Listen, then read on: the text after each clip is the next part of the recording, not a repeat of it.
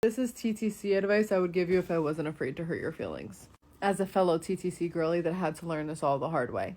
Number one is you have to actually truly understand that IVF clinics do not care about your fertility. They care about IVF.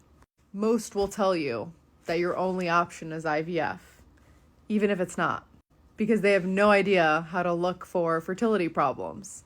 Which goes to number two, doing genetic testing, semen analysis, HSG, SIS, and day 3 labs is not enough to tell you that your only option is IUI or IVF, and it's definitely not room for diagnosing you with unexplained infertility. Number 3, unexplained infertility is a lazy diagnosis. If they only did those previous labs and told you that they have no idea why you're not getting pregnant, that's a shitty doctor. Number 4, if you are overweight or underweight, you do not have unexplained infertility. That's a hard one for people to come around.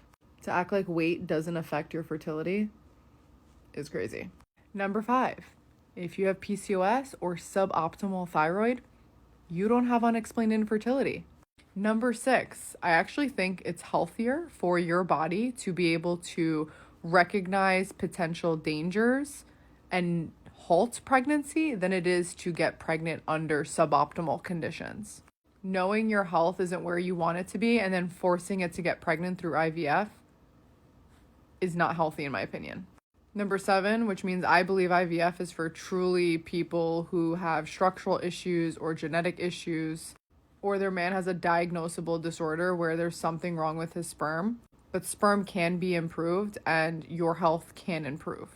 I can keep going, but for me, it's very frustrating as somebody who has actually done a lot, and I'm not talking about the Mucinex and the bullshit that I see on social media. I'm talking working with genuinely like acupuncturist, herbalist, a functional medicine doctor for 2 years, running all different types of tests, from a Dutch test to an HTMA to an organic acids to a GI map to a vaginal microbiome test to multiple semen analysis and even an oral microbiome test.